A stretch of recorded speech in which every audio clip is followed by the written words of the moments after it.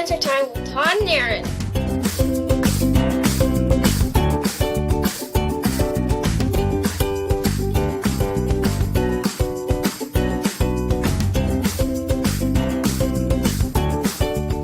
It's time for Q&A with TNA.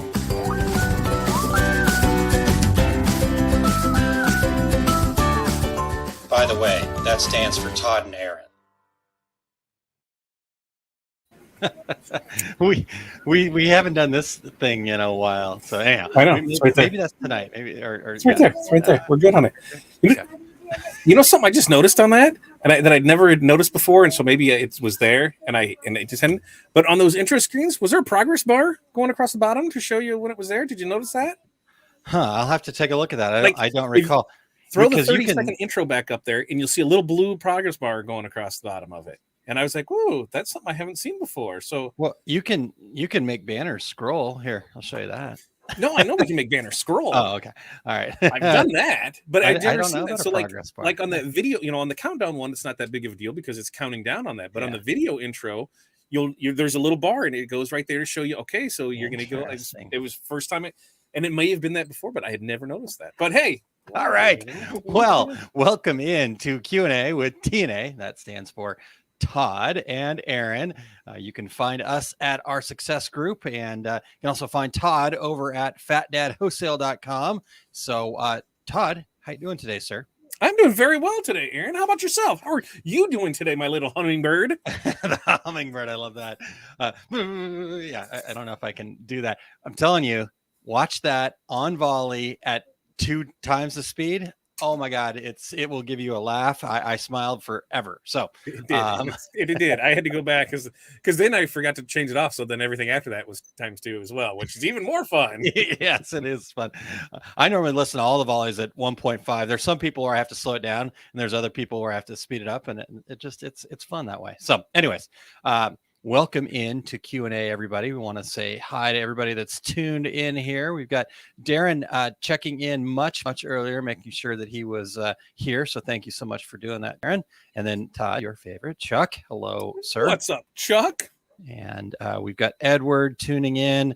He's eating a late breakfast at 5 p.m. here, so interaction might be slow. Okay. And I took a nap, and so forgot to post a question about the whiteboard. We can probably touch on that a little bit too, Todd. I believe. I think we got a pretty good understanding, maybe. But Edward, you can help us if we're off base. Intro clips showing time left. That would be cool. So yeah, we can work on something like that. Maybe in the yeah. Valerie said, "Hummingbird Aaron made me laugh too." So, David, you guys That's have what I'm here for.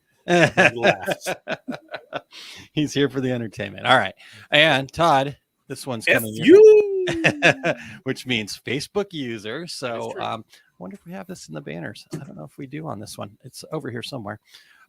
If you will head to our success.group/Facebook, it should let you know who you are. If you're coming to us from one of the groups, typically that'll do it. Or if you're Todd and then just Facebook hates you, that happens. Well, I think it's because I'm signed up for that creator fund, but that creator fund, funny because I wanted to see how that all worked, and I got hit with that copyright strike that shouldn't have been a copyright strike that I'm still fighting.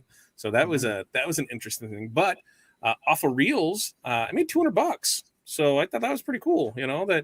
That the goal was to put that right back into Facebook's hands, so to run ads with it, but.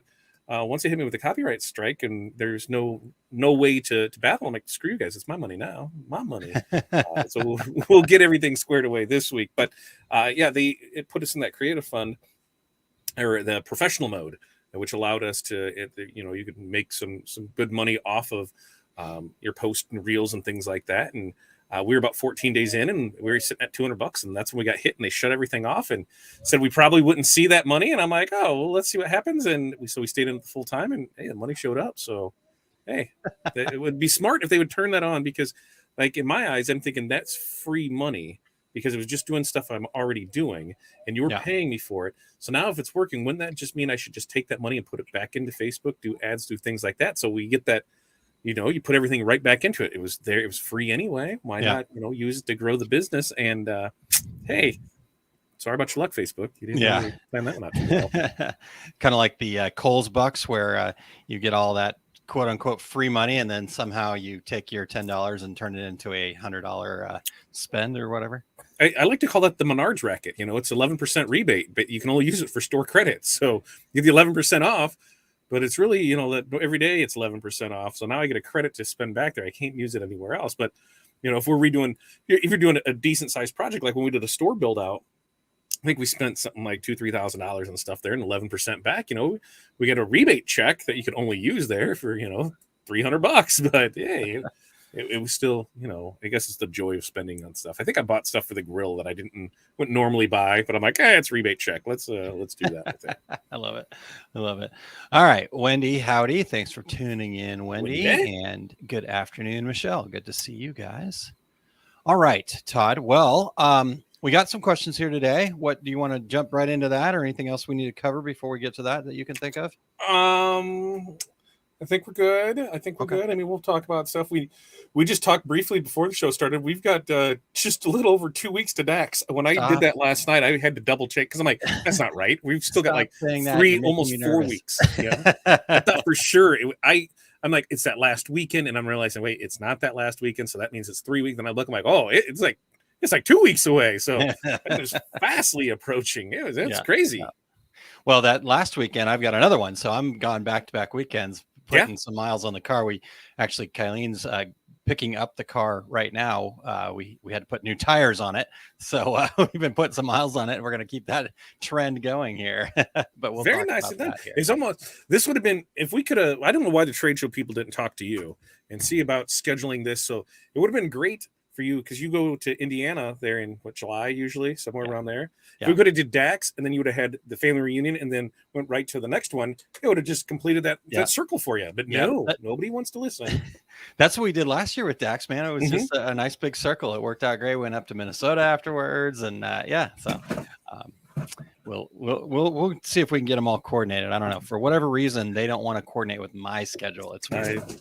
I don't understand that. I don't understand.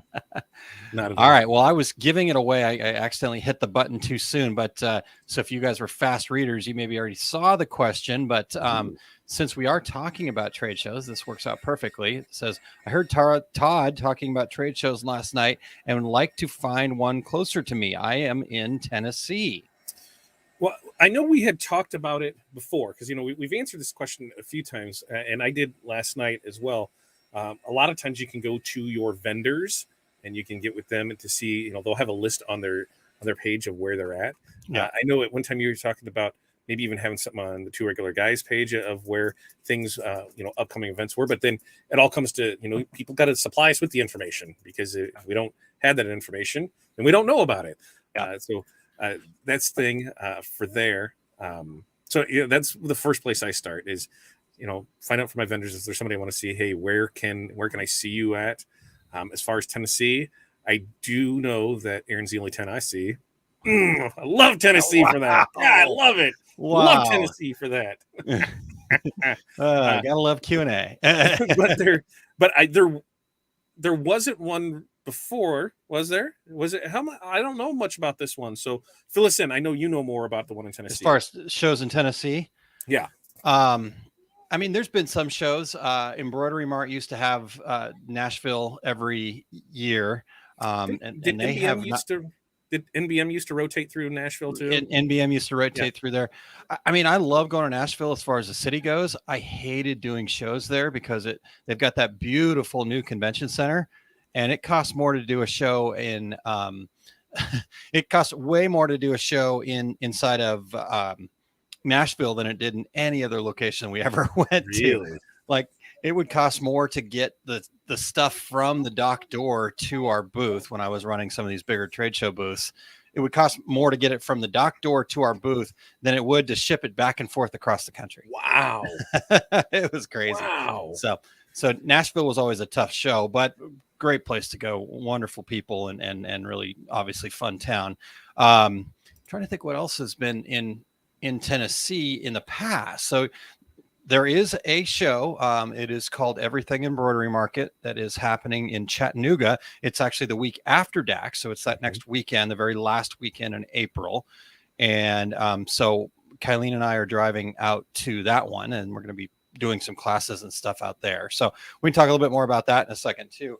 But you had mentioned, Todd, that one of the things I wanted to do was kind of get a calendar together over at Two Regular Guys at through the decorators community kind of idea. We have yet to do that, but we do try to keep a list of everything that we know of. And we always put them at the end of our show notes over there at tworegularguys.com. So I just put our most recent show notes up there. And if you scroll to the bottom of that, that will give you, as far as, again, the ones that we are aware of.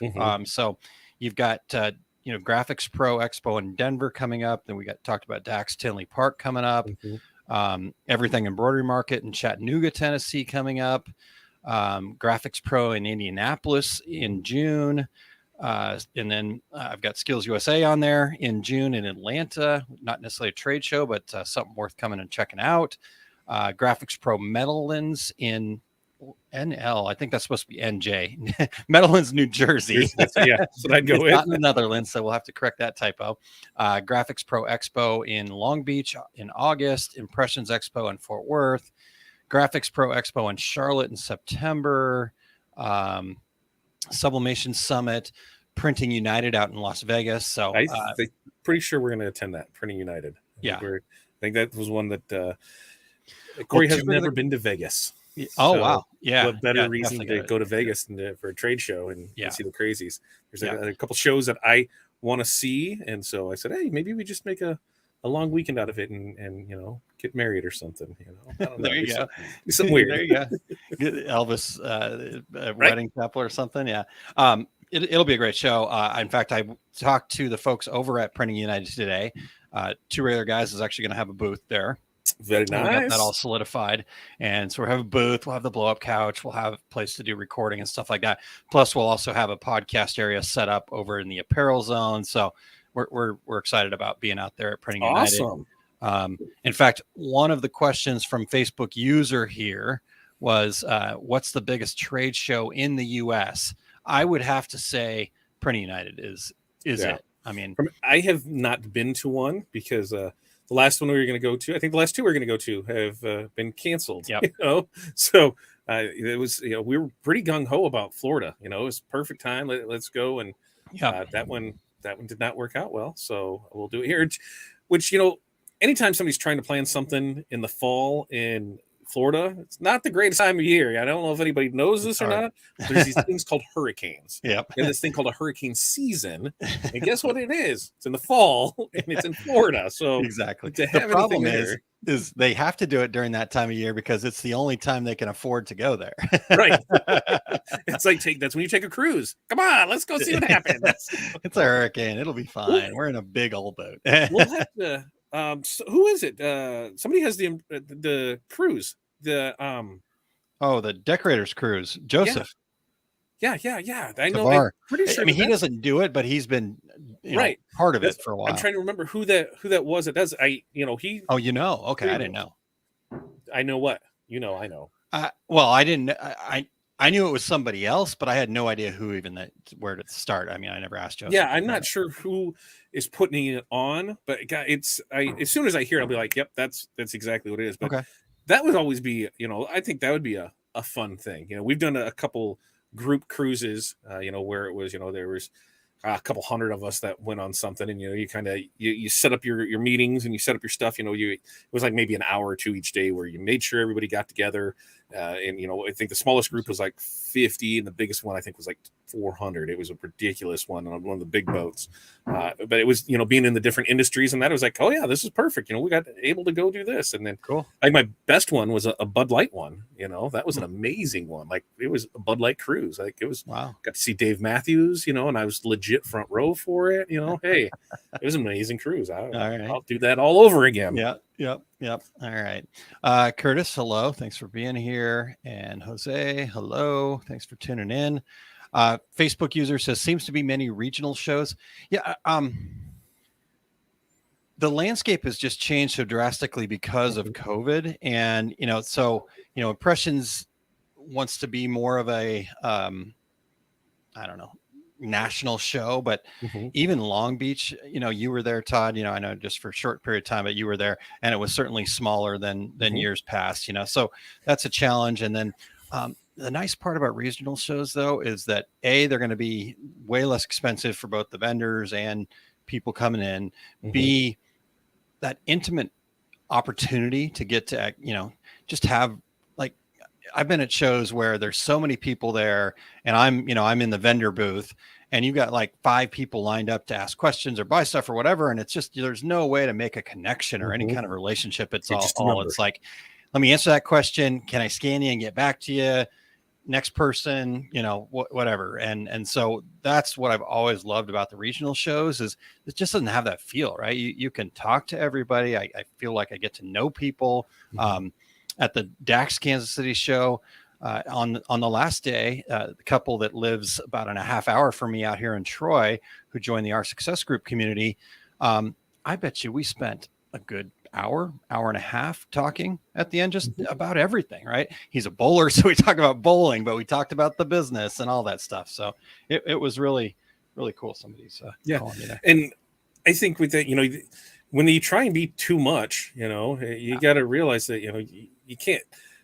I think a lot of the reasons that, I'm not going to say trade shows aren't as successful as they once were, but I think there's so many more avenues that's now available, and a lot of companies have, really explored those and said, hey, we don't need that expense at the trade show. So something's going to have to change there. They're going to, either go to one big show and then that's the one everybody's going to attend to, or maybe bring prices down so more can go.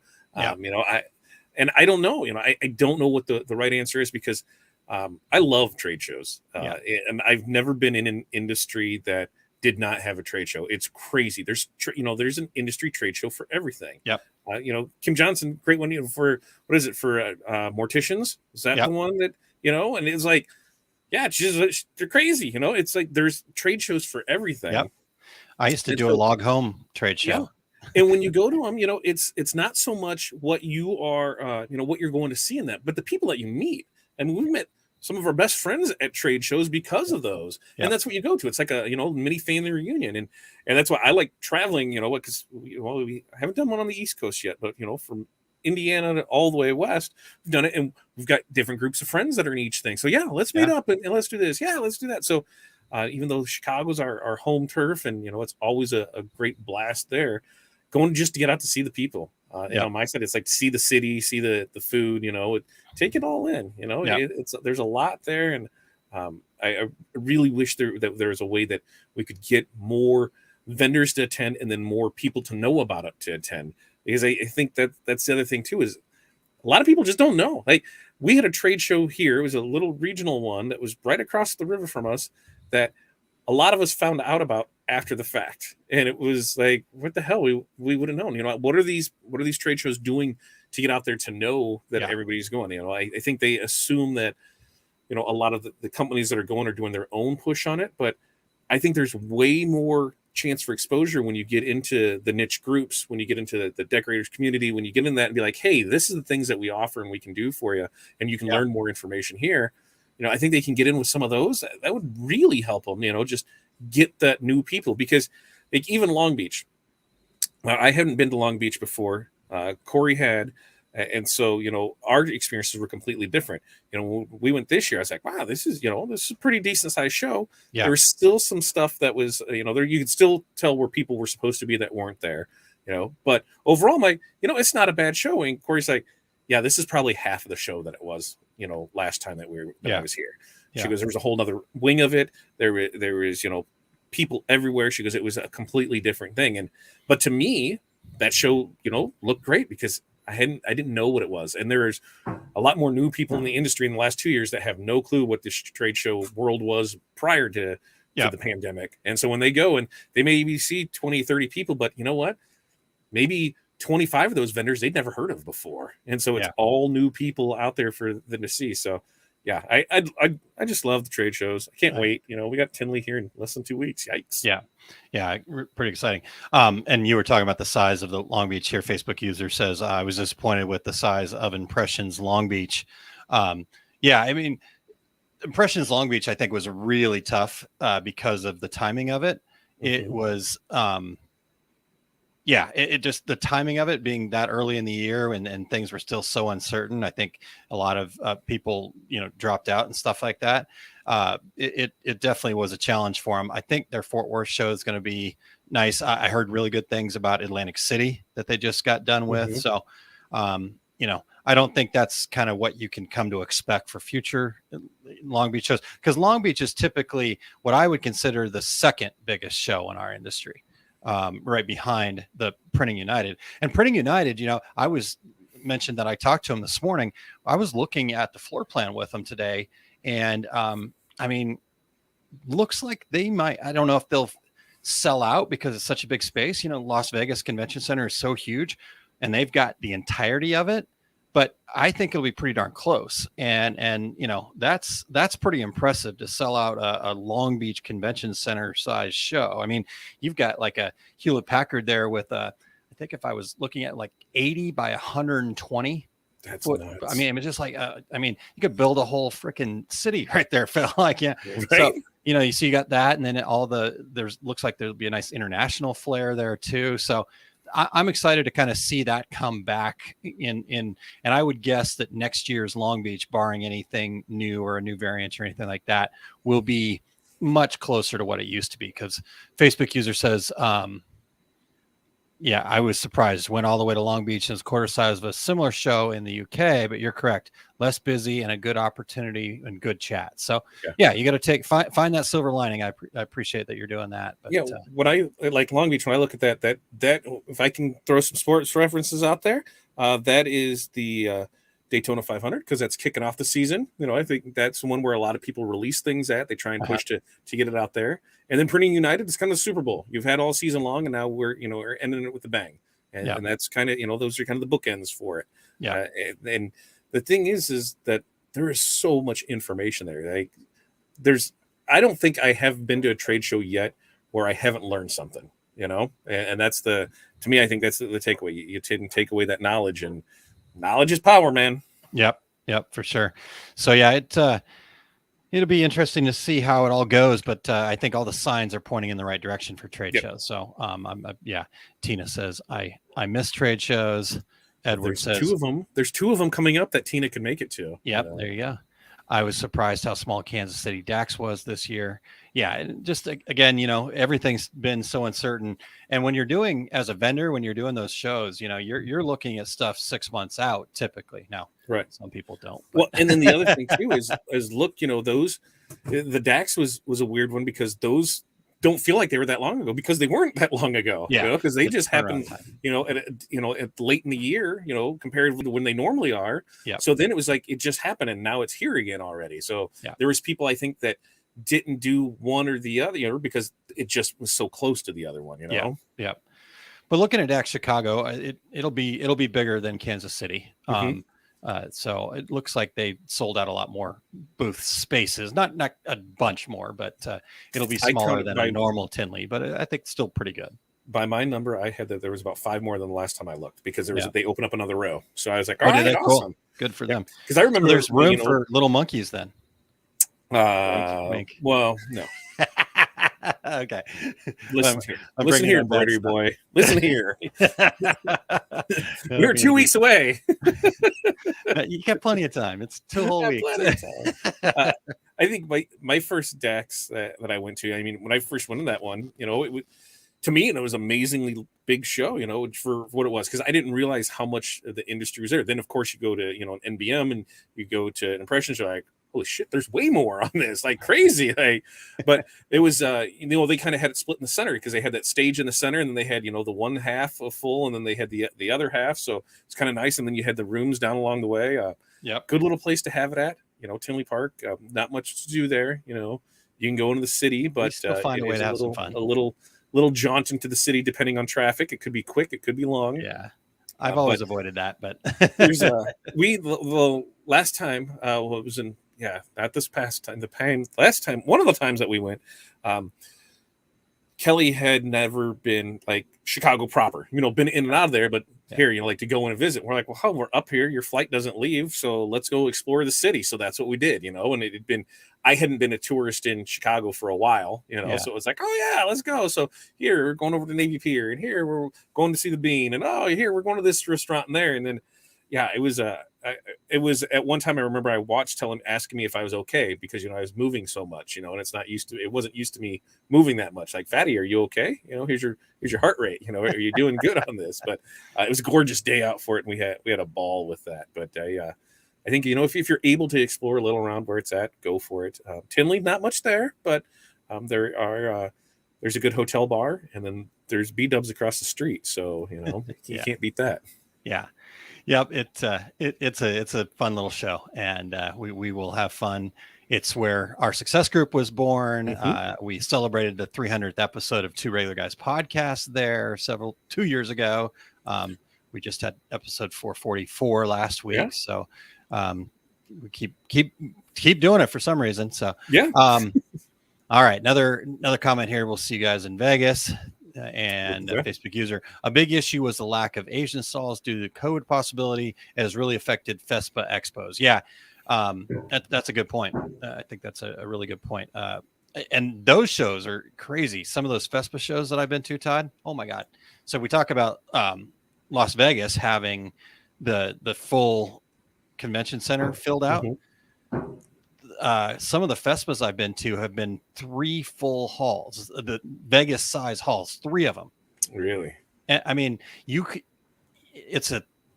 fact, I don't know if it's changed, and it's been a while. So when I first started doing them, they were 5 days. And I know people who were like, yeah, I couldn't see everything in 5 days. Now, being a vendor there for 5 days was like hell. Oh man, I was like, wanted to take a nap for like a month, but anyhow, so FESPA is really cool too. You get to see how big like the worldwide decorating industry is, so that's really cool. And they move that around to different spots in Europe, so that might be a bucket list thing for folks. I would say. That's why not. Now it becomes a business expense, right? Yeah, exactly. Yeah, very sore feet, Facebook user says. So, all right, can we talk real quick about that Tennessee show? Yeah. Talked about it, and I wanted to just share because I'm actually really excited about it. I had an opportunity to do a live. Was it last week? I don't know. Time flies when you're having fun. So last week, this week, something like that. It was last week with Christina and Hope, who put on the Everything Embroidery Market, and I get to do some classes there. I get to be on a panel with some awesome people. Like Lisa Shaw and Nikki and Lisa Potts. And so I'm really excited about that trip. I've never been to Chattanooga. I don't know have you ever been to Chattanooga, Todd? When I was a young lad. Okay. All right. There was, I think it was something to do with baseball. There was, gotcha. That's why I was there. But I mean, not enough where I can remember it, you know, like, I know we did a lot of stuff, but that was one thing we'll make it back there. Yeah. So I'm looking forward to it. If you guys want to check it out, it's over at everythingembroiderymarket.com, kind of everythingembroiderymarket.com. So so here's what I think it's going to be. And I've never been, so this is just my guess based on the people that I know and what I've seen. I think you're going to have a nice mix. It's going to be a little bit kind of crafty. There's some people that are there just to kind of do the shopping and networking and some of that stuff. But I think there's also going to be a nice mix of business people. It's not all embroidery. There's lots of sublimation people. There's vinyl people there, white toner people there. So I think you're going to get a really nice mix, but it's going to give you that more small, intimate. I don't have a great word for it, Todd. I keep wanting to say crafty, but that's not exactly what I'm trying to say. Just that smaller, not big, huge businesses. You're not going to have the cottage business. Yes, right? Cottage business. There you go. Perfect. I love that. That's exactly it. So thank you. Yeah. So yeah, I'm really excited to check it out. We get to do some classes there, and so I get to talk some success principles plus other stuff, and just a really good time. I'm looking forward to doing that show. And see, me when I read it, I think Everything Embroidery Market. I think that's what it is. It's everything embroidery. I don't think that there could be a possibility of other stuff out there. So that is one of the, we've talked about that before, about when you kind of put your thing out there, then that's what you become known for, and it's hard for people to realize, hey, you can do other stuff, because it sounds to me like it's going to be like a typical trade show, just on a smaller scale. There's going to Yeah. be something for everybody there. Yeah. So it would, I think if you're in that area, go to it. There's no Yeah. reason not to go to it. Yeah. And I know a guy who has a class, and his wife has a class too, if I'm not mistaken. 5 classes actually. So you might get tired of us. 5 classes. You might get 5 tired of the classes. Montgomerys by the end of it, but we promise we're going to give you everything we got. So, yeah, no, I agree. I think Christine and Hope actually took it over this year, and they've actually, I think, I don't know the name, not making a name change, but they always just call it EEM. Yeah. And so I got to start calling it that, I think, too. I think you're right. Just calling it Everything Embroidery Market, it does kind of think that you're limited, but no, I think there's going to be a lot of different things there. So, yeah, because I think the same thing, about Sublimation Summit, where, hey, that's what you think it's going to be is nothing but sublimation. There turned out to be, other things there as well. So, you've got when you vinyl, put white that, toner. what you're doing in it, then, I think, and then people get there like, oh, I didn't know that this was going to be a part. I didn't know that this was here. So that's where some of the traditional trade shows do have a leg up for sure, because they are not niched down like that. Here's what we're going to do. Decorated apparel. Right. Okay. That's what you got. Well, that's 2023, the Decorators Community Retreat, I think will be a nice little fun get together. Just throwing it out there.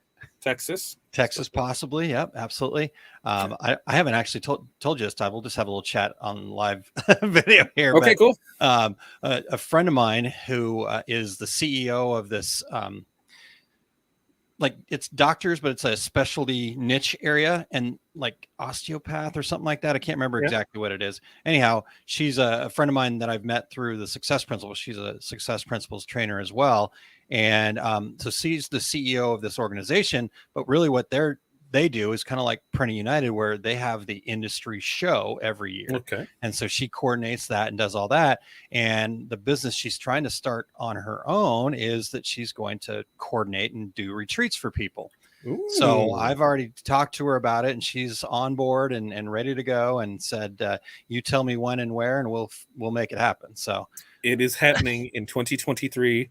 We decided October, didn't we? I think we were talking September, October, probably October, but we'll have to take a look at what other dates and stuff. We definitely don't want to step on anybody else's toes. No, because I think we were trying to sandwich it between stuff. We were trying to sandwich it between Fort Worth and then wherever Printing United was going to be. Yep. Sandwich it in there.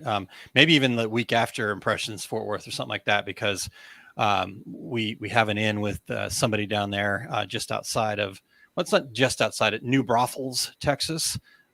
So that's kind of what we're thinking. It's a fun little resort kind of town, and they've got the Schlitterbahn there, I think is what it's called. Maybe it's been renamed now or not, but it's a water park.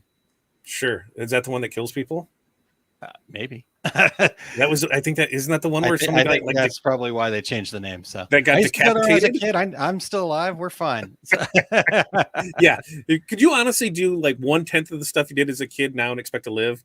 No, Well, but it'd all be the same. But yes, no, everybody would be so freaked out now. But before, everybody was like, "What? There's kids around? Oh, get another." Yeah. You let them play with the snakes. Here's some firecrackers. Go have fun. All right. Ready for the next question? I think we've spent 30 minutes on that one. We're good. Yeah, that's what we do. All right. Is there an easier way to make graphics and posts for the various social media platforms we use? It just seems so time consuming. Well, if we would all petition for them all to use the same format and ratio, then yes, 100%. Because I am totally on board with this, because it gets consuming to do all this. So a couple of things that I do is we'll start on the post side of things. Yep. So I schedule a lot of posts. I use Buffer to do that. And it's been hit and miss the last couple months. And I think that's because of the Facebook profile that I was using.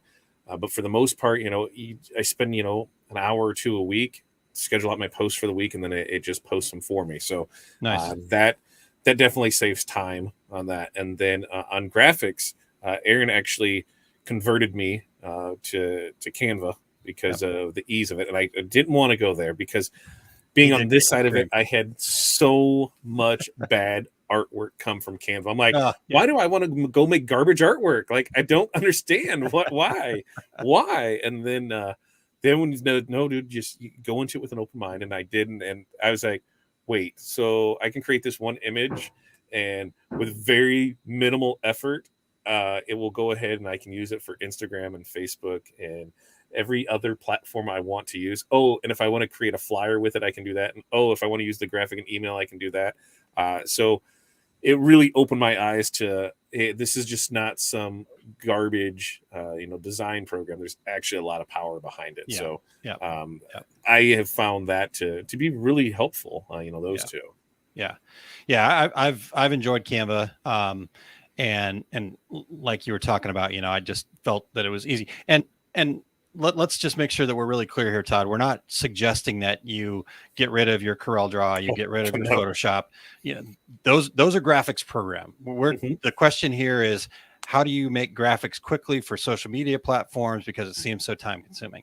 And that's what I've loved about Canva is it's such a great tool to do that. Their templates are like, easy to use. It's got lots of like every single graphic that we make for all of the Two Regular Guys podcasts, Small Business Saturdays podcasts, all the covers we have for all the Our Success Group stuff, it's all out of Canva. And I can, like, we have a new guest coming in. I upload their picture in there. I can hit a button that's remove background, and it does that. I could take it out and do it, but just eliminating all those steps, right? I'm just hitting a couple buttons, making a couple changes, changing some colors. And then, like you said, I can have graphics for every single place that I need to put it. Right. One of the things that I've really found useful with it is, I know I can't be the only one that's ran into that creative block, that's what happens. You're like coming up, I'm not even sure I don't even know what is coming up next, President's Day holiday, whatever. But I know if I go to Canva, it'll have me a template for a flyer for something coming up. Yeah. And so I'm able to go there and, I would have never thought of how that's there, oh yeah, okay, yep. And then, so it's simple plug and play. Here, let me put my information in there and we're good to go with it. Now, the downfall to that is so can everybody else. So, I kind of look through it a little bit further. I don't stay on that first page unless it really jumps out to me, because that's what everybody's doing, is staying on that first page. Oh, speaking of that, can I tell a quick story about that real quick? Yes, of course. Okay. So I won't name names. It doesn't really matter, not in our industry, but I just happened to be on somebody's website, and they had a little lead magnet that said, put in your information and you'll get a daily planner page, our daily planner page. So I put it in, I got the email, I downloaded it. And as I came up, the name of it was still the Canva template name. I'm like, oh, come on, at least change the Canva template name. I mean, and then when I searched for daily planner page on Canva, it was the very first one at the very top that everybody else in the whole wide world is using. And I'm like, so that's, yeah. We're going to talk about that actually next Wednesday, Todd. Yes. By the way. Yeah. We have it is 7 p.m. Central. Yep. I don't know why I threw that one off. So 7 p.m. Central Time, we do have a class on Canva. If you're interested in signing up for it, you can actually do that for only $5 through, Club OSG. I think Aaron has the link for it. But Canva is more, to me, on the business side of it. I'm not going to be using that to design customers' artwork, shirts, things like that. Where I am going to be using that, and where we have been using it, is those quick ready-made templates, flyers, social media posts, things like that. Like the other day, when we did a gift basket for someone, I was like, I don't know why that is so difficult. I'm like, oh, what should this gift card look like? That shouldn't be a difficult thing. But I'm just like, what I do? I went to Canva. Oh, look, yeah, let's just use that, because it was printed out. It was going to that. So it saves time, and time's money. So anytime you can save time, you're saving money. And I think there's, somebody told me when we talked about it yesterday on my show, that Canva, it was either a 4 or 6, that they were worth $40 or $60 billion. Wow. Because of there. And when you look at the amount of people using it, what they're using it for, because they have free side, which is always great, but they have a paid side that there's so much more that you can do with it. It's definitely something that, it's just another tool in your toolbox, right? And for me, yes, I can create the design. I can, Yep. here, okay, yep, we're going to do this. But if I'm just looking for their simple graphics to be able to run, a promo for, I need to put something in the email and push it through. Really easy to jump into Canva, hit the template of what I want, and then it can format it. Just, I can't wait to talk more about it. It's definitely a good thing. Yeah. We're going to talk about that inside of our success group training, the monthly training that we do. And that's, like Todd said, happening next Wednesday at 7 p.m. I ran the Club OSG thing over there. I actually want to give this group, the people that took the time to tune in here to Q&A, I'm going to give them even a better deal potentially. All right. So Cool. just hang tight. We're going to, Okay. but here's what I'm excited about, Todd. Like I said, we're not going to be talking about this as a way to replace your graphic design programs and all of those stuff. We're going to talk about how to use templates, some of the tips that we've already shared, but how do you get in there? Like you said, time is money, right? So you can get into that. We're going to talk about social media posts and using their templates and why that matters. And because you could just, like Brian has here, you're not just using a 1080 by 1080 size template in Photoshop or Illustrator. You could certainly do that, but when you actually format it for the size that the social media sites like, that there's a better chance they're going to be seen and it looks better and people will actually stop on them, and their sites are laid out for a certain size. So yeah. And then things don't get cut off either. So we're talking about that. We're also going to talk a little bit about the difference between the free and the paid version. Like Todd mentioned, there's a free version, and you can do a lot of stuff with the free version. Yeah. It's really powerful, but there may be, if you use it enough, it may be worthwhile to take a look at the paid version. So we'll show you both sides of it and show you what you can and can't do on both sides and all other stuff. And then we'll have some action items and an implementation call the week after that. So that's upcoming for OSG.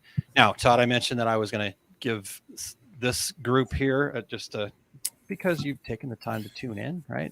And Chuck hit the nail on the head here. It is a marketing tool. Absolutely. It's 100% a marketing tool, not a design tool, right? Yeah. I saw a post on Facebook today, somebody kind of upset about the fact that they get so many Canva graphics that, and they're doing things where they need a vector graphic file. And so they're getting all these free Canva version graphics, right? So it is bad. We get a lot of that where it comes through, and the best one is we had a that we've dealt with is we've got a dance studio that we work with. We do their printing. They send us the artwork, and here, are you able to do this? A lot of their stuff is their logo. And maybe we're just adding some text to it, like recital, or maybe doing a color change or adding some sparkle stars, nothing crazy. So they designed something new. And she said, hey, are you able to work with this? And they said, well, I said, if you can get me the vector art on it, yes, we can definitely work with this. And she said, okay. So she said, I'll get with the designer and I'll get that over to you. Because, a lot of times, a client, they're not getting the correct artwork from their designer. Yeah. And so lo and behold, it was their designer sent over the file. It was all Canva stuff, Canva, and I just wanted to be like, how much you pay for this? Because I'm like, you could do this for free. It's right there. It's like, you get with my designer who's using Canva. Come on now. it's like, the people, that, they're the designer, and, when they send you the mock of the shirt, it was from Custom Ink, and they forgot to, clip out that part that says Custom Ink on it. You're like, oh, so yeah, I know what you're going to do here. So there's a lot of fun in that, and it can be very frustrating. And so, it's my job to do that, to be like, hey, educate. Here's what we need. Here's why we need this. Here's what this looks like. We're doing a different method. We need this. If I print it this way, this is how it's going to look. And I know there's been a lot of issues lately with people sending out transfers to other places and artwork just being bad. And a good majority of those people, they're just printing as you upload. They're not going through anything, and that's not on the printer, because I think every one of their websites say, print artwork will be printed as submitted.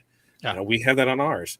Very rarely do I let that happen. I know we've got probably I think 2 came in right this, so we're probably down to 8 jobs that are in our queue right now where the artwork is bad, where there's backgrounds on stuff, and if we print that, it's just going to be a big white box, and I know better than that. But Yeah. I know if they went to other places that they would just get printed that day and they'd have a sour taste in their mouth on it. So Yeah. do my best to help with that. But yeah, Canva is definitely a creator of headaches, for some. And maybe they need to have a disclaimer that says, hey, this is what you can do, and somebody needs this, you can't do that. But it's been great. I'm sure if you really, really tried hard, but I mean, then you're using it for something that it's not, right? Then you should be using a tool like Corel Yep. or Photoshop or Illustrator or something like that. Yep. So, yeah, whole different world. Brian's comment here, I think, is probably falls in line with what we're talking about here, right? I did a speed networking event once and got 5 business cards from different businesses, but the same design from an online printer, right? So Vistaprint, baby. Vistaprint. Yeah, I can always tell those cards. Yep. And it's Canva. Just FYI, I don't know if it's spelled like this. No, it's Canva. And then Wendy says, I just love people who design their logo in Canva, then don't know how to export the correct file. And that is the problem, right? So we're talking about using it for something very specific and how we can know what's going on and using it that way. But lots of people are using it, and the free version, it has its limitations, and that is not print ready art, right? You just can't make print ready art like that. Even if I have kind of pseudo, like occasionally there'll be something where it's like, it's just, I've already made like a social media graphic or something like that, and I want to print a shirt of it, right? I've done that with my couple of my success principles sayings, right? But even when and I've got the paid version and I do all the right settings and stuff like that, so I have the right size and all, and the transparent background and stuff like that, I still bring it into Photoshop and make it ready to be printable and clean up what needs to be cleaned up. So that's what we're going to be talking about next Wednesday. I mentioned that I was going to give a shit artwork is a daily occurrence. It is. And a lot of people don't know any better. A lot of this business has changed in the last 2 years. Yeah. We've had more new people start, in the last 2 years than probably if I said we've had more new people start in the last 2 years than start in the last 10 years, I don't think anybody could argue with that, because of how many, a lot of people took those stimmy checks and they're like, hey, I'm going to start a business because I'm at home. And, a lot fell out, but a lot, they just ran with it and you know what they did? They changed the way we did business. They broke the rules because to them, they didn't know what they were doing. They're like, yep, we can do this. We can do that. So there's been so much innovation and such fast moving things in the last 2 years, and people thinking outside of the box, trying new things, that this is something that, hey, we're able to do this. And can they get away with it? On a lot of things, yeah. Sure. They're just printing from their computer and they're doing sublimation, and anything goes with that. If I can print it, I can press it. And that's what they thought, if I can print it, I can press it. Not realizing, well, now I need it as a banner, and this is not going to work for this. Hey, now I want transfers. This is not going to work for this, And so there's a lot more to it. But what that did is it made other people think about how they're doing their business and how can we tap into that? How can we help people, that aren't doing the best with the artwork, because they just don't know. And I know from when I got started, 15 years ago, that I felt this big, when I talked to other people, because like, oh, you're using HTV, you're not a real printer, you're not doing screen printing. And I was like, what the hell, man? I can make shirts just as well. You're not making anything less than, at that time, 36 pieces. So what do you expect people to do, right? The transfers weren't a huge thing yet. It wasn't, you were still paying, a decent amount to get them. So you went to vinyl, and that's what we got our start in. And so I said, one of the things, and that's how this came about, was I want to be able to help the people along that are going to not have those same stumbling blocks I have, because I was there, made to feel this big about stuff, and you're not this. What the hell do you mean I'm not? You're not a real business unless you're doing, $1 million in sales. Whatever. I know plenty of people that do $3,000 a year in sales, and it pays for their vacation. They're happy as can be with that. So to me, once you make that sale, your business, it doesn't matter how much you have to make, and be proud of that. Don't let anybody tell you you're not. And I'll get off that horse, because we could go on an hour. Yeah, I was going to say, well, I don't know if we got enough time left tonight for that, but all right, good stuff there. So Todd, here's the special I wanted to give folks that are tuned in here to Q&A. So we talked about Club OSG, and I love Club OSG because I think it's a great way to get in. We consider it kind of the DIY space, right? Where you get the training, but there's a big part of OSG that's just not part of it, right? You're not ready to kind of Yeah. make that full commitment yet. So what I love doing is I love getting people into the OSG squad part of this, which is our main community. And when you're in that, you've got access to all of the past trainings. As long as you're a member, you get access to our 5 Keys program. So we found that a lot of people we get to work with, we go, hey, you know what? I get what you're going through right now. Let's just save you a ton of time. Just go back into the 5 Keys, go to key this, module that, and they're like, oh, yep. And then all the resources are right there. And we've got a private Facebook group, and so just all sorts of wonderful stuff that gives you a little bit more support, gives you a little bit more help and feels. So with that being said, if people want to check it out, we've got, like I said, the Canva thing coming up. I threw this together, and I'm gonna hit it here. I'm on the edge of my seat because I have no clue what he's doing, folks. Yeah, I know. I didn't even tell Todd about this yet. So if you just go to oursuccessgroup.com/sale, you can get into the OSG squad for, ready for this, Todd? I am. $1. Oh, shit. You know what? I just said, you know Go what? for it. This is because here's the deal. When people get into it, they see how the return on investment is for them. Mm-hmm. It's $79 a month after that. There's no commitment. So you can be in it for a month and then cancel, and we'll say, thanks for being here. And we appreciate it. And hopefully we can help and support. Right. So with Club OSG, it's $5 for that first month, and then it's $19 a month after that. Mm-hmm. Right. So there's a big difference once you get to month 2. And I get that. And I hope that we can show you that it's an investment. I have no, like, if you cancel right away, I'm going to ask you, how can I help you more? Right. We're not going to be like, oh my God, we're going to try to hard sell you into staying.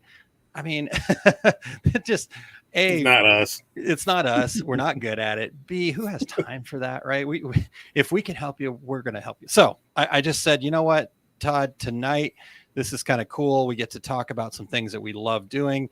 We've got Canva.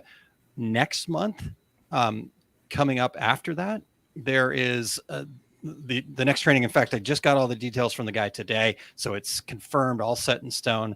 The gentleman that is going to come on and talk to us about automation. And so using things like Zapier or if this, then that, that kind of thing. Mm-hmm. And I asked him, can you help me kind of like describe how you see this going, what you see the training looking like? And the title he came back with, I was like, oh, damn. So let me try this on for you, Todd. How much does it cost you an hour to be in business? $125. $125. If you were to multiply that by 100, what would you have? 125. Oh, 12,500, right? Yep, 12,500. Yeah. So he is claiming that he can show us how to use these automation tools to get 100 hours back out of our business. I do not disbelieve that at all. I don't either. I know he can do it because I've seen some of the stuff that he does, and I know how automation works. I'm trying to use it more and more for our success group.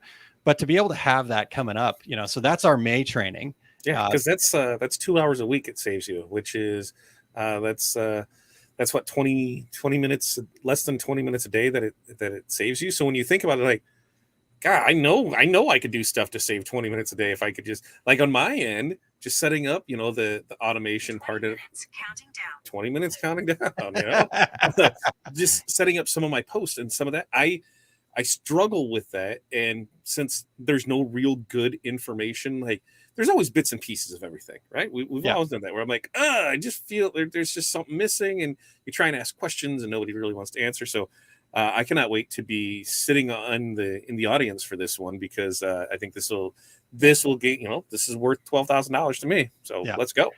Yeah. This guy, his name's James Rose, and he is a automation engineer. He's got a degree in automation engineering. Now he has since gone on and created a software tool for content curating as well. But I found him on YouTube actually looking for more information about this as I was trying to set up some stuff. And I'm like, I followed his YouTube video and was like, oh my God, I have used Zapier for a long time. And this was the easiest I ever got from point A to point B. And so I just like, you know what? I'm going to reach out and ask him. And he's like, I'm in. When do you want to do it? So I'm totally stoked about that one. So anyhow. And that's a perfect example. You don't know if you don't ask, right? Yeah. You got to ask, if you want, what's the worst that's going to happen? You're going to be in the same spot you were before you asked. What's the best thing that's going to happen? You're farther along. So no, ask, for be an asshole. Be an asshole. I love it. All right. Let's see here. There's a couple comments up. Mo said, totally worth it. Awesome, Mo. Thank you for that. Mo is doing some incredible, amazing things. And that's the other part, Todd, I guess I didn't talk about enough. The community there in OSG. I mean, every day I just, every chance I get to talk to them, we talk on Volley, we talk in the meetings that we get to have, and the implementation calls, the 5 Keys office hours calls, all that stuff. I'm like so inspired every time. Like I just want to do more. I know you feel the same way. So it's really cool. What I love is in the master success level, seeing every other week, just getting together and seeing some of those goals that have been crushed way sooner, but then to see those problems being solved, because in that one, it's like you do have those business partners in your back pocket. You have your team there to help you out with stuff. And we're looking at making some changes on that are going to, I believe, help out even more and create even more value for people. And for that, the new one, new season, new session, that starts on Monday. So I can't wait for the new members that are coming in for that. And I'm sure there's still probably time if you wanted to sign up for that. Aaron would squeeze you in and create some, but that's coming up there. And I'm super excited about it. I love those every other week meetings. And sometimes even the best part is just at the end, what are you grateful for? And some of the good things that come across there, because, it's always something fun. There's always great content and information in it. And I think that you're getting a ton of value out of it. Yeah. Yeah. And it's really not that much. It really isn't in comparison to things. Correct. And in fact, at $125 an hour, if I'm saving 100 hours, then that more than pays for you the could be in a couple times, actually, I think, at that rate. I agree with you, Todd. The Masters of Success level is definitely, that's my breakthrough goal. That's my biggest goal, is I want to help support, we want to help with our success group, support over 1,000 business owners through the masterminding program, because I truly believe in it. I actually get to lead masterminds for Jack Canfield. And our format is, I think, okay, don't tell Jack I said this. Our format's better than what Jack's format is. Well, I think Jack would appreciate that. People into it. I think Jack would appreciate that, because we always teach because we want people to be better than what we are. So Jack, to me, I think would totally agree with that. And he might, but they have their way of doing it, and I like it. And they get in, and we're going to take on some of those things, but the way that we do it came from him, right? So this is kind of the big picture of it, because there's a very specific way that masterminds work, right? There's a lot of people out there calling things masterminds, and that's okay. I'm not trying to talk down about them or anything like that. But there's a very specific formula, and I think we've got it really dialed in. Is every meeting 100% great? Not necessarily, but is every meeting the best possible format it could be in? And as long as everybody plays full out, wow, we see some incredible things. So really cool. I've heard from other people in other ones that they said, it was more of a social session. And they're like, I'm not really getting anything out of it, except to hear somebody piss and moan and whine about something else, or what another vendor's doing, or how they're trying to get screwed over by something else, and how it really became all about the singular person that was putting it on, and they felt like all they were really doing was feeding their ego. Wasn't really getting much in return. And it's like, well, God. Or when the host talks the whole time. Yeah, I've heard that. And me, I'm like, we're pretty quiet. We just, I love it, because then that's when they go to their breakout sessions, that's me and Aaron's time to reconvene on it. So we mastermind ourselves. So there we go. Yeah. All right, cool. I don't want to bury that too deeply, but anyhow, one more time, guys, if you are interested in checking that out before next Wednesday, hit oursuccessgroup.com/sale. I'll keep that up through the end of the week here. So works for me. All right, cool. And Edward says, I have a Canva account, but no subscription yet, trying to shut off other bills to free up some money. I would say, I don't think you need to have an account. We'll talk about it a lot more on Wednesday, and we'll get into the, there's certainly some things that you can do with it at the paid level, but I can't remember. Todd, are you paying for it? Did you say that or not? Yeah, you still doing the I free? am, because there are Okay, some you of the are things good that I now. want to do. But Upgrade to I that. think for overall, because I know where Edward is in his business and what he does, the free one I think will do just fine for him. Yeah, And we'll be able to talk about what those differences are. So I think you'll be fine. That you'll see that, okay, if this then that, if this then that, if this is what I want to do, then this is what I need to do. But I think for the big majority of it, a lot of that stuff can be done on the free side of it. So stop in, take a listen. You'll be there. We got you covered. Yep. Yeah, Jerry says I listen to at least one OSG replay or OSG live every day to learn each day. Awesome, Jerry. High five. So, Jerry, thanks for that. Now, don't go back and watch the 5 keys, because apparently I was a lot fatter then. I learned that today. Actually, it made me feel really good because but I was going to say you were technically. Yeah, I was. And I felt in, and so it was good to hear that. So now I'm going to go back and watch, because, like I tell Corey, when you see yourself every day, you don't notice it. That's why when you don't see somebody for a while, and you're like, man, you really look good, or you've changed, or that. Hey, it's one of those things where you get to see yourself evolve that way. So maybe you should go back and watch some of our old videos. Yeah.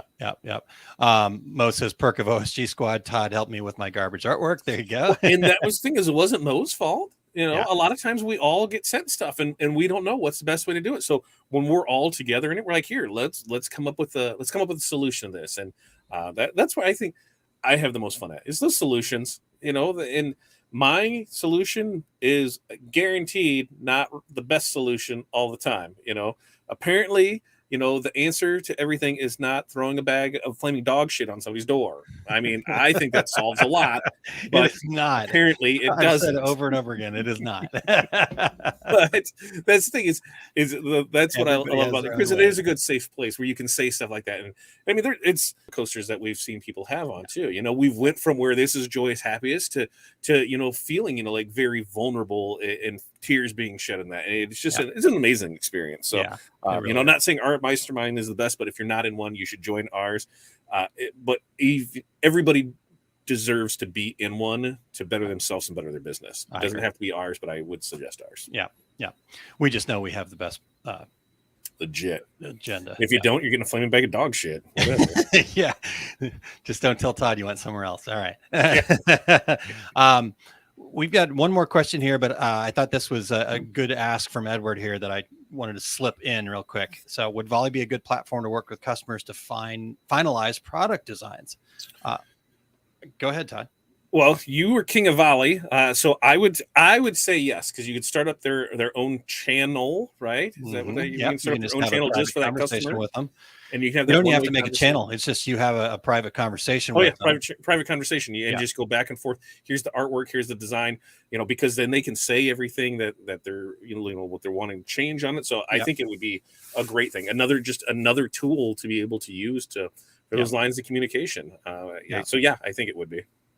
Yeah, I love that idea. I never thought of that. And I think that's a great idea, Edward, because there are some tools inside of there too. Like you can screen share, right? So you could have your design program up and show them, okay, here's option A, option B, here's why I think this one's better than the other.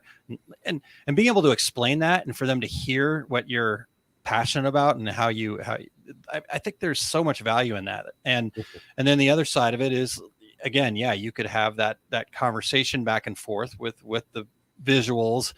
You can upload files to it, so you could show them proof and stuff like that. So I think it's a really great idea. We use it inside of our success group too. I'm in the middle of a private conversation with one of our OSG squad members about some challenges that he's going through in his business, and we'd emailed back and forth a little bit, and it just wasn't getting anywhere. Not for any other reason than it was just kind of a big thing to tackle. And so as soon as we were able to get on Volley and actually talk back and forth, I mean, we started making some great progress. I think he's going to make some big changes in his business that are really going to help. So in fact, the guy that I got this shirt from, Nick at 7 Bros Apparel. So I like that shirt. I really do. I do too. All right. Let's get to this last question here, Todd, and then because it's only been an hour and 4 minutes, so whatever.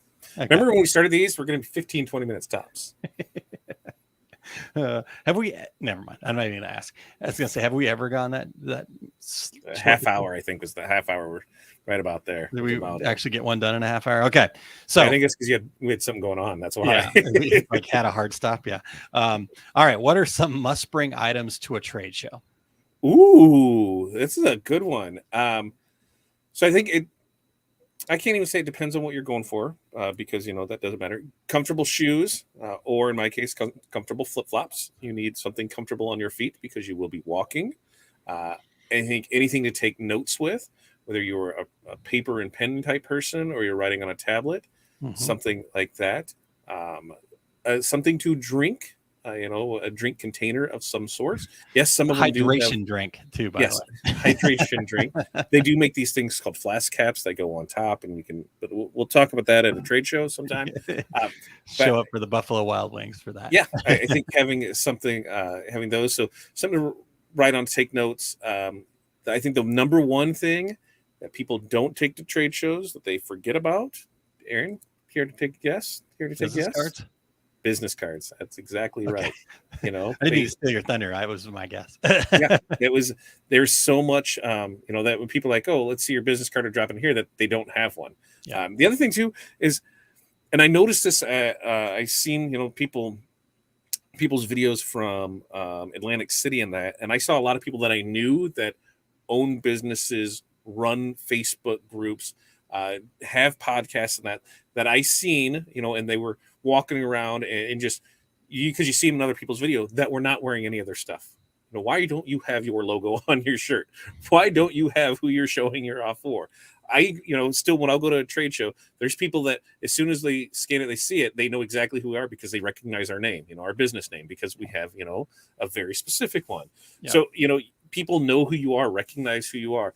And if you're showing up in, just your Sunday fun day shirt, come on, put your business name out there, show off what your work can do. We want to see, I love seeing other people's stuff because to me, I'm like, oh, how'd you do that? What's that? It's seeing that process of that. When I see you just wearing, just normal stuff, I don't know. I'm like, take some pride in what you're doing. Yeah. Especially if you're an influencer of some sort, just look in the space and see where you have a lot of the same people that are out there running their stuff. And, they are the influencers on it, and they always have something to do with their brand on them, whether it's a hat, a little left chest logo, a full shirt, something. So that way they're out there putting it, because you never know when you could be seen. You never know when somebody will be like, hey, let me bring you in here and talk. And then there's another opportunity for you to sell yourself. So put your stuff out there. And a lot of times, especially if it's on the video content, when you're talking to these people that are doing it, you can ask them for a link to where they're going to post it, and then you can use that as your own social media stuff. So that's why I always try to make sure to have something on, no matter where I am. Because what if a car decides to catch on fire out in front of my house and the news shows up? I'm there. Hey, look here. All right. Now, look, you got to be. It's like your survival kit is having your business branded on you. Yeah, always have it on you. Yeah. So yeah. I wear OSG stuff 95% of the time, even when there's been weeks where I have not left the house. And I still, I do enough videos that it makes just a little bit, but like I put on my OSG socks nearly every day and nobody sees my socks, but if somebody asks, right, because that's been my thing, right? I've always kind of had decorated socks ever since I've gotten into the sublimation space. So I couldn't tell you the last time that I didn't have at least one piece of apparel on that wasn't for one of our brands. Yep. I love how this hat turned out with the foam for the OSG. Yeah, so that's been cool. my go-to. And since I did this early or late last year, it hasn't got, the sun sweat ring in it. So, it's still good. It's still good for now, but it'll probably give it another month. It'll be time to throw it away and get a new one. But yeah, t-shirts, hoodies, whatever. It's on everything we have. Anything that I can put a logo on, I'm putting a logo on. Yeah. Because you never know. And we've got a lot of business just being out in public. Hey, and your drinkware and right. Yeah. Yep. Everywhere we've been out and see, I've got that on one side and then I've got that on another side. So it just really depends. But I always put as much stuff out there as we can because you never know when you're going to run into anybody. So having your business card, having your brand, having that stuff out there, those are things. Yeah, those are my things that I think. What else should people be bringing to trade shows? And I think you hit them. Wendy's got if you're somebody that's a catalog collector, which I think is good if that's what you're there to do. You try to understand what's new and good and stuff like that. So having catalog, being able to, trying to lug around a tote bag with catalogs and stuff in it all day. Not fun. So wheels, bag on wheels, I think is a great idea. Which does remind me, the great thing about OSG having a booth is, for community members, guess what?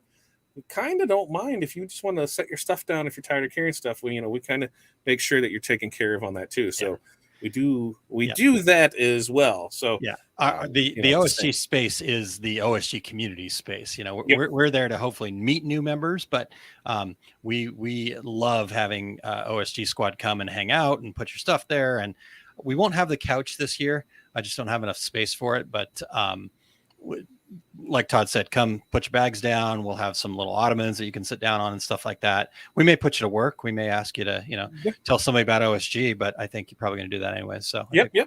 And I will totally put you to work. I'll put you to work. Yeah. Brian, really good point here. Take photos and videos on your phone of everything. Yeah, I think that's a great point. Because, and Todd, you mentioned taking something to write with or take notes with. We think that I'll remember to read. No chance. After 3 days of everything and all the conversations you have, and maybe at night, maybe you have an adult beverage, you're not going to remember that. So I always have I've been keeping in my Google Keep, but I just always have just notes for this show, and it can be random. Make sure I follow up with so and so. Hey, next show, do this. I saw this cool person over there. I'd like to get them on Two Regular Guys podcast, or whatever the thing is. Just take notes of all that stuff, and then I guess this is not necessarily something to take to the show. But what I would also recommend people doing is making sure that you carve out some time, a day or two after the show, to just kind of decompress and figure out. You go to a show, you meet people, you learn stuff, you do all this stuff. If you don't put any of that stuff into action, then you just wasted that time, so to speak. Mm-hmm. So find an hour to just decompress, figure out what you're going to implement, what you learn, that kind of thing. So anyhow, go ahead, Todd. When Brian said take photos and videos, something else that I thought of, if you were really serious about purchasing a piece of equipment at that show, take your files that are going to be needed on that equipment. So if you're looking at an embroidery machine, you're not sure, hey, get your file done. If you want a laser, get your files done, because it has always been my experience that they always show the best of the best, of something that is going to do perfect every single time for them at a show. Because why would they show something that's going to screw up? How does that sell anything? So I can take my logo, show me what my logo looks like done out on this, because if there's an issue doing your logo with it, then at least they can explain to you, okay, here's what we need to do, because you're getting, some knowledge with it. And if you're seriously buying a piece of equipment, you're spending thousands of dollars on it, they're going to be there to help you with it, because they would rather take care of it there now, explain things, than when you're at home pissed off about this piece of equipment that you just spent thousands on, which is also another good reason, smaller shows gives that opportunity for, because, hey, all right, if we can help you through this and walk through that. I've seen more people than not, especially on the embroidery side of it, where they were sold on the, this magical thing that it's going to happen, and then realize how much went into it. Yeah. And they're like, oh, wow, it is not like sublimation where I can just print, I got to do a lot more to it. That's why Aaron's getting embroidery and I'm not. Yeah. I was just giggling about when you were talking about taking your logo to them too. When we were in Kansas City, my son fell in love with the Epilogue laser, and the guy over there was so incredible. Just like my 10-year-old was over there bothering him a bunch. And he's a very well-behaved young man. So I did go over and just said, hey, if he's too much, send him away. It's no big deal. And he's like, no, he's great. And I actually love talking to him. He asked good questions. So, but I went off and taught a class, and I came back, and there was this wood sign sitting on the front of our booth with the OSG logo, burned into it. And I'm like, whoa, where did that come from? And my son goes, oh yeah, I got that from, I can't remember the guy's name now. I feel bad. Kevin. Anyhow, the guy over at Epilogue. And I'm like, oh, okay. So what, did he grab the logo off of our website, or how did that work? And my son said, no, I went on your website. I downloaded it onto my iPad and I emailed it to him. I'm like, what? You're 10 and you're emailing logos to this guy selling lasers. But it was cool. I mean, and that was it, right? Like if it can't do your logo, if it can't do what you're trying to do with it, and they're not willing to do that on the floor, then make sure they have a good explanation, and that's education that you learn. But B, sometimes you got to watch out for that. If they're not willing to do that, then there may be something hiding that you're going to find out after the fact, and that's never the time you want to learn those things. And sometimes, it is not going to happen. You got the auto printers and that they're not burning screens and doing things like that for you. There anything that is more really production oriented, where there's a process of it going through, to stop and do one, it isn't really there. But digital decorating stuff, for sure, a lot of stuff they're more than happy to, and I think that's kind of like that hidden secret, where they'll be happy to, because when they do that, they know it's going to perform great.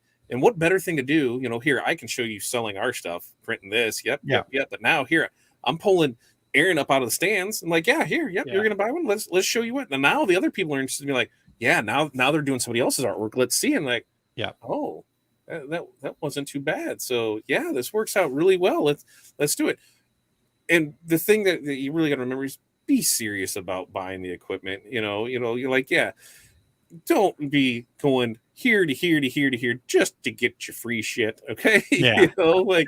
No, if you're asking the question, and a lot of them, hey, it's not something I'm looking at buying, today. It's something I'm looking at buying in 6 months and that. I just want to see what it can do, what it can't do, where I need to be budget wise. And that's the other thing. I had a talk with somebody about, they say they paid cash for all their equipment. And I asked why, and they're like, because I don't want a payment. I'm like, okay, so how long is it going to take you to save this money? And they said 3 years. I said, so logistically speaking, in my head, when you buy this piece of equipment, it's going to start producing money for you, right? And they're like, yeah.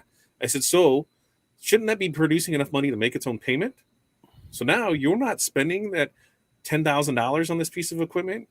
The equipment's paying for itself, and now you have that $10K there for a raining day. So what happens when you pay that, and then something goes out and you need it? So, sometimes, credit is king. And as much as I was always a cash guy, I started really looking at it and I was like, why am I doing this to myself by saying, yep, I need to pay cash for it all? I can use that cash to generate more revenue. The equipment's going to make the revenue, make the payment and revenue on itself. So don't think, that you need to save up the cash for it. And there's a lot of great financing companies that you'll see at these places that will most likely be able to work with just about anybody. So it doesn't hurt to ask, it doesn't hurt to ask. Yep. For sure. All right. Well, hour and 17 minutes in, I think we've covered what we need to cover. Valerie, as we're talking about how Q&A has progressed, said, but you've matured because I don't see you guys taking a drink after saying a catchphrase. That's true. I don't even remember what the catchphrases were anymore. My dad's an accountant. Yep. My wife's chiming in from the cheap seats over here. Yeah. You've got a couple good lead-ins that you do, your segues, that I think those got us too. Oh, there's a ton of those. Yeah. And every time I go and edit my videos, if I'm recording something to put out, like when we were doing the 5 keys and stuff like that, oh man, the editing, you just sit there in horror of like, and so are all of my fillers. I'm sure Val she probably has a list of them because it was probably like bingo, probably, bingo, we get another one. Scoreboard, the bingo, exactly. Tick mark. All right, so I don't think we have any more questions, so we're good there. Can I just pitch something here real quick to folks? Oh, absolutely. It's your show. Let's see what you got. So I did want to throw this out there. I'm trying to understand, where people are at with this. So if you go to oursuccessgroup.com/unlock, we have this monthly program. It's called Unlock Your Potential, and it is a 60-minute Zoom call. And yes, we do something really super scary. It's called a meditation. No, you've been there, Todd. Yeah. It seems out there, right? I get it. I actually spent 2-3 years probably going, oh, this is dumb. I'm not even really going to play along. And I now at this point, after getting to where I've gotten with all this stuff, go, oh my God, I wish I had those 2 or 3 years back because of the change. Right. So and this was all that time where you remember when I was trying to put on that digital marketing superhero thing, Mm-hmm. right? I mean, I've been talking about that for years. And fast forward 2 or 3 years later, and here we are with our success group. We're doing some amazing things. You know, Todd's doing all these amazing, cool things too. It took getting over this limiting belief that I had about myself. And the way I was able to do it was through this process that we created in the Unlocking Your Potential workshop. And so that's why I'm so passionate about it, because I know it works. And that's why we wanted to do it, because we've seen the results. It's not like, oh, we hope this is going to work for you. It's going to work for you as long as you're willing to play full out and make yourself just a tad vulnerable.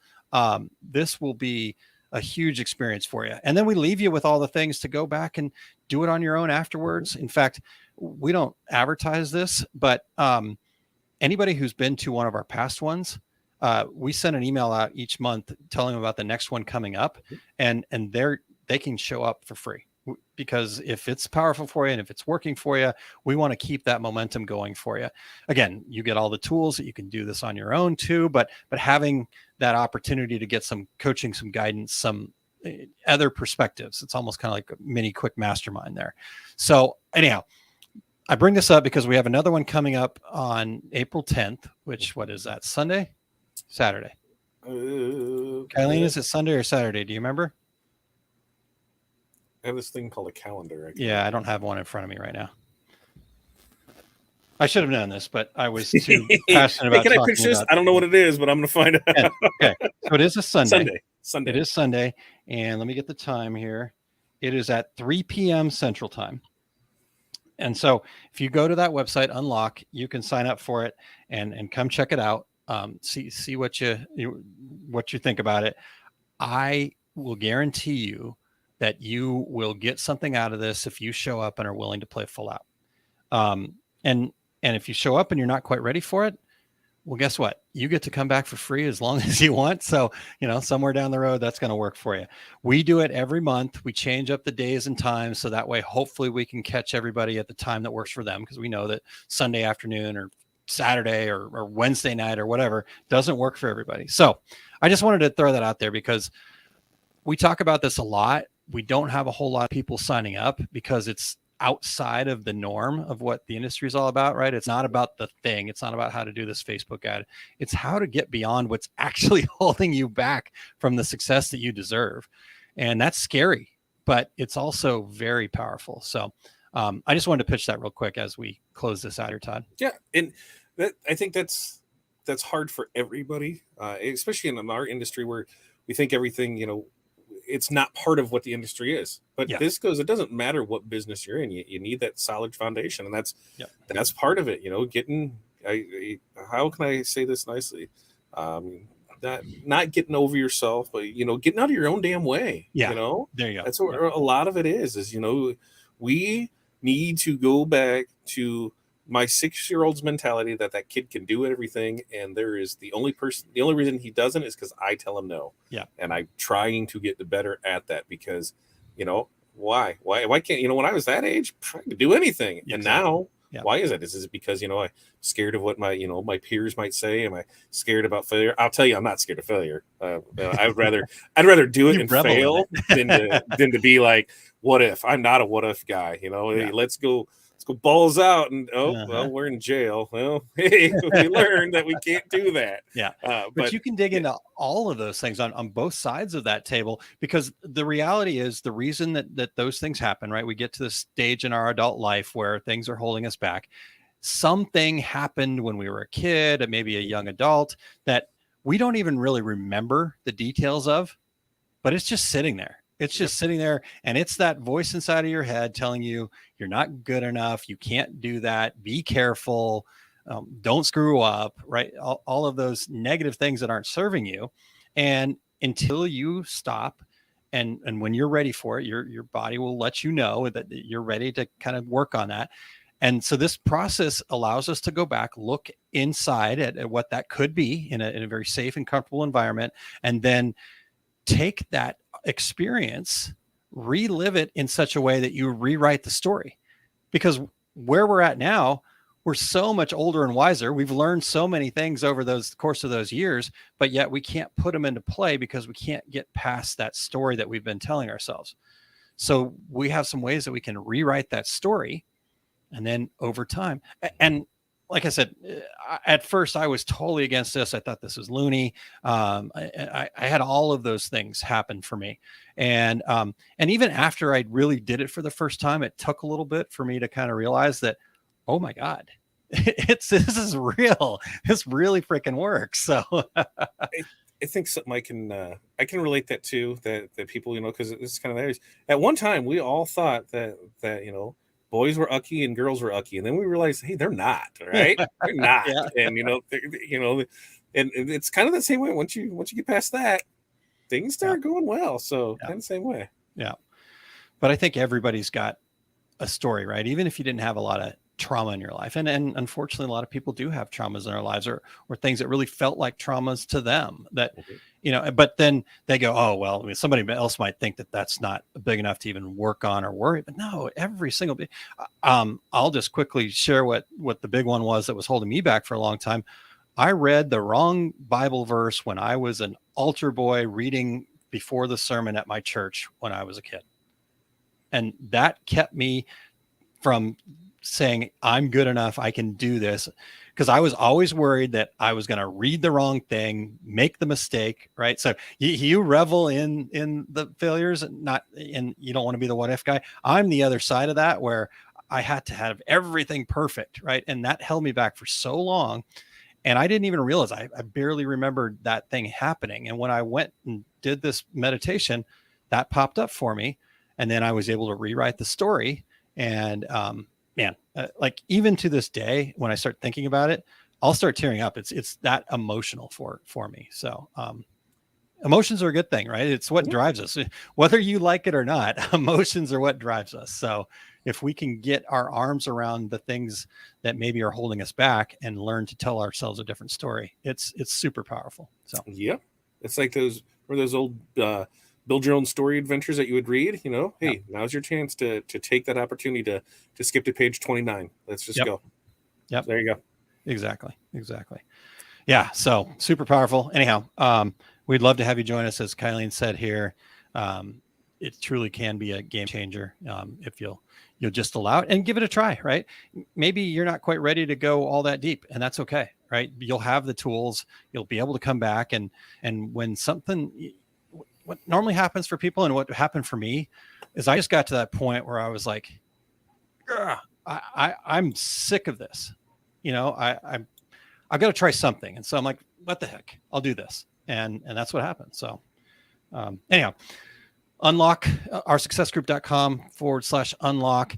We've got dates set for the next 5 months. So if this Sunday doesn't work for you, come join us at another time down the road. Again, we switch them up.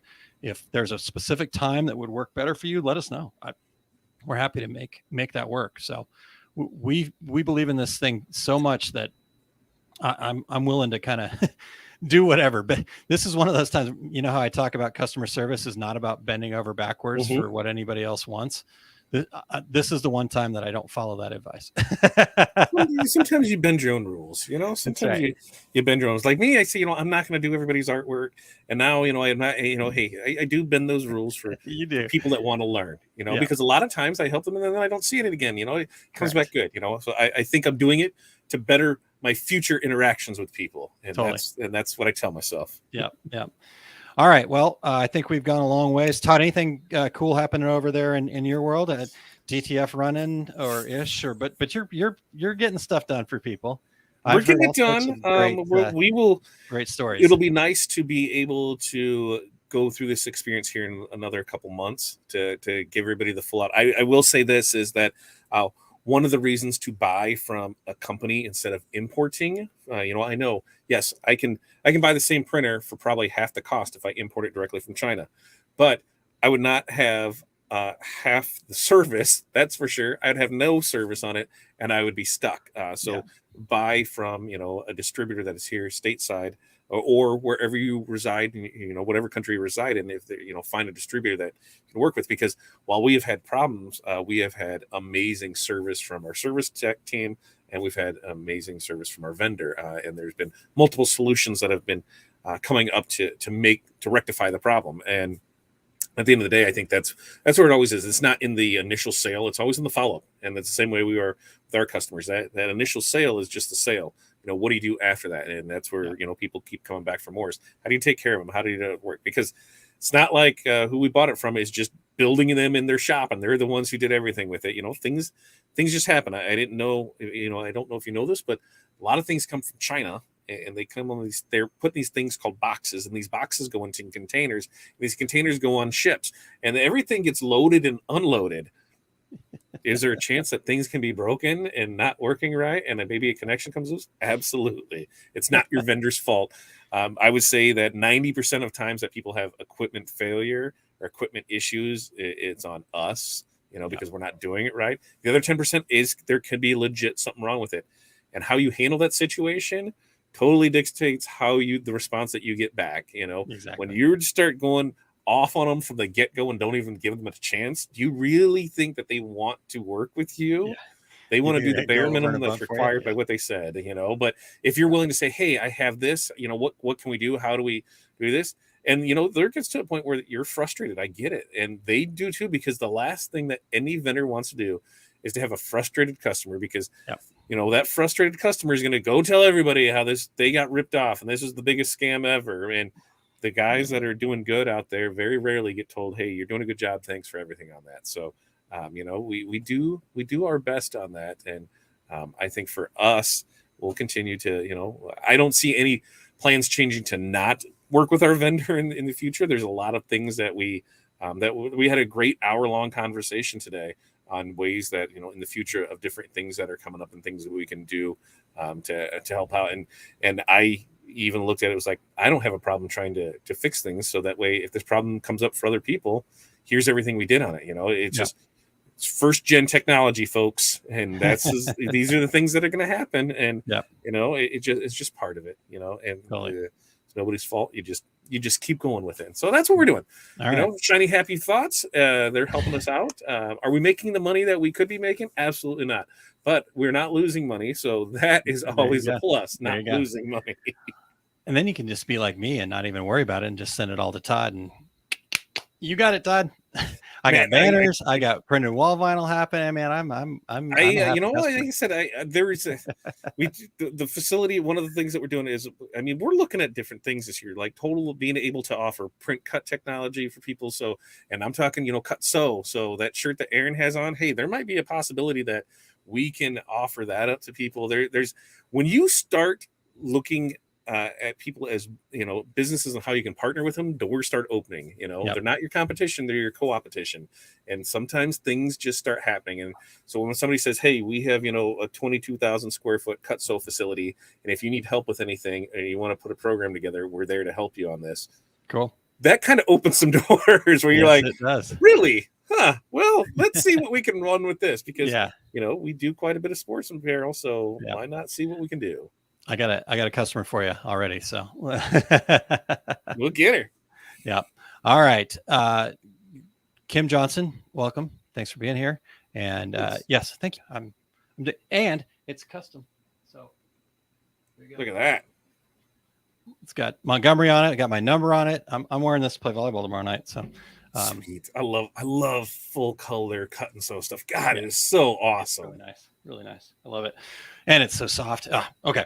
Todd, yeah, see now, because I told there was a company that before they would totally do a new version of their logo every month, cut and sew, and they would do so if this month was just I'm not sure what awareness month is this. This is autism awareness. Yeah, April is April. Yeah. Why was I thinking May? Oh, because we are in April.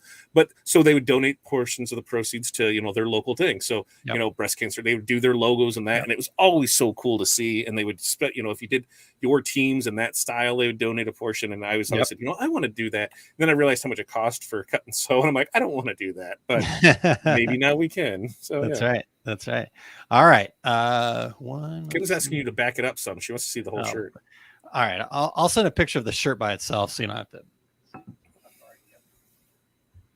I love it. Love it. All right. I'll post a picture in here of the whole thing. So, Sweet. All right. Good deal. Excellent. Thank you guys so much for being here. Thanks for spending an hour and a half with us tonight. Yeah. And we will see all the OSG community member squad club MOS at the Canva training next week. And then the week after that, we have our implementation call. And then the week after that, we'll be back for the open community Q&A session again. So we will be gone for the next 2 weeks from Q&A. And we will be in DAX in 2 weeks too. So 2 weeks, we got that. We got morning mindset Monday, Wednesday, Fridays. We got that 8:30 Central Standard Time, Tuesday with Todd, Tuesdays 5 p.m. Central. You have Two Regular Guys Friday at 10 a.m. Central and the half at 11:30 Central. Yep. So we're here for you whenever you need to find us. Yes, you can definitely find us. All right, you guys. Thank you so much. Great stuff, Todd. Awesome as usual, sir. That was a drink. Great stuff. Great stuff as a drink. I remember that one. Yeah. But we're drinking water now. All right, so let's see. Let's try this one last. Gosh, I'm terrible at it. I gotta go. And I'm like super. All right, Where never mind. Good night, everybody. There you go. Target. All right, everybody. Have a great night. We'll talk to you very soon. See you guys.